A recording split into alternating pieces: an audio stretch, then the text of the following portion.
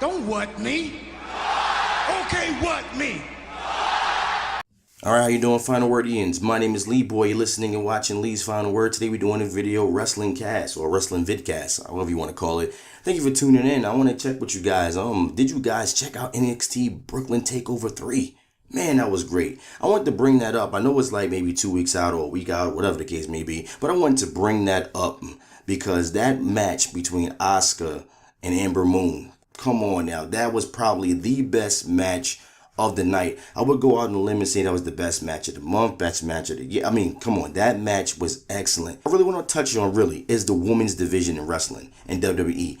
This is something phenomenal. I gotta say that. In all the years I've been watching pro wrestling, it's never been as exciting watching women's pro wrestling than right now. TNA at one time actually had it for me. They really was doing a great job with their women's division. I was loving how the wrestlers were there to really wrestle. I wish some of those women that was still there, that was doing their thing, come on over to the WWE and really put, solidify what it is to put that stamp on women's wrestling, because women's wrestling right now, I can't even use it as a bathroom break no more. Back in the day, the women's match came on. If it wasn't somebody that you really thought was attractive, you would go to the bathroom. That's what it was. The women's wrestling was a bathroom break, okay? That was the time to go make a sandwich, go get you a beer. That was something that you, that was something that you would put on hold. Like you was waiting for that. That's like intermission. Okay, I'm pretty sure in the arenas, guys all across the arena was going to the bathroom, going to the concession stand. Soon as the women's music hit, you was like, wake me up. I'll be back. Hold my seat. Okay, because that's what it was. The women's match was a joke. For a very long time, the women's division in wrestling was a joke. If I take it back to when I started watching wrestling was around 1986, 87, Alundra Blaze came a little farther on, and, she was known as Medusa, I believe, in the WCW.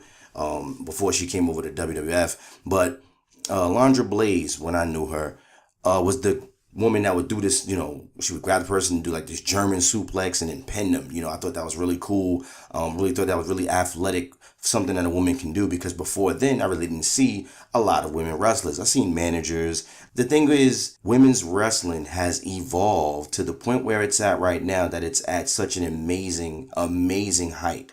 I mean, Sasha Banks, Becky Lynch, Bayley, Nia Jax, Tamina, Natalia.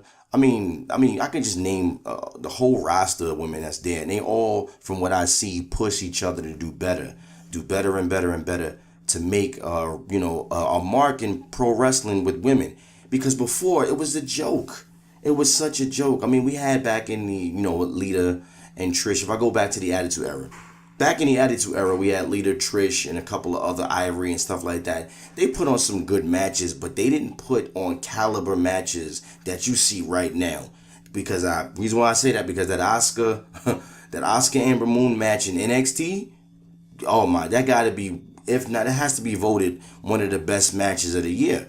I mean, seriously, that match was intense. It was fiery. It had story. Both wrestlers showed heart. We didn't know which way it was gonna go, and I love when wrestling does that. I love when wrestling, even though it's staged, I love when they make it that you can't guess what's gonna happen next. So you're on the edge of your seat, you wondering what they're gonna do. They're pulling out moves, they're pulling out all the stops, and you wondering where it's gonna go from here. And that's exactly what the Asuka and Amber Moon match happened at NXT Takeover. If you haven't seen that, if you got the network, go check it out. If you know a friend that has the network, go check it out. That was actually an excellent match. Okay, if not, I'm telling you, by far the best match on the card. Okay, that was definitely. I would love to see a rematch of that. I would love to see a lot more of that. I just note that because that's like the most recent thing that I saw. It was really something that really stood out, and it reminded me how good the women's wrestling has come along. Because before, again, back in the Attitude Era, they had panties and bra matches. Women were getting by off of pure looks. That's not flying anymore, okay? I do believe Eva Marie is no longer with the company. I don't know why or what the circumstances is, but I do know that she needed to brushing up on her wrestling ability, because no longer will, a pretty face and a smile get you over.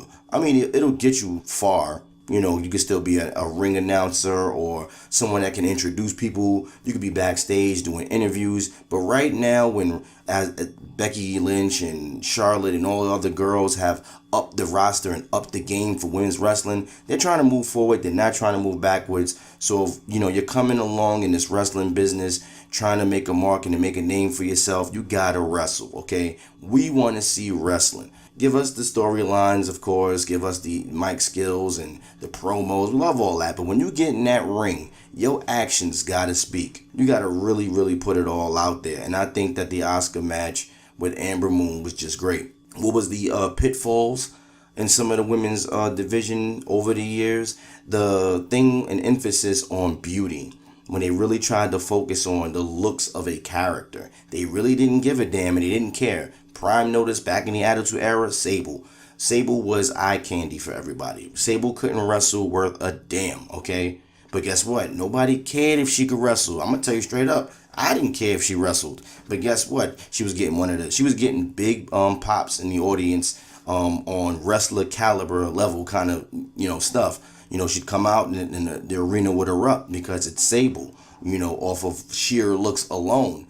That's not going to fly anymore in the nowadays in wrestling that's going on now. You got to bring your A game as far as your technical skill, your mic ability again. Because Sable didn't have great mic skills. Let's be real here. She didn't have all that, but she worked with what she had.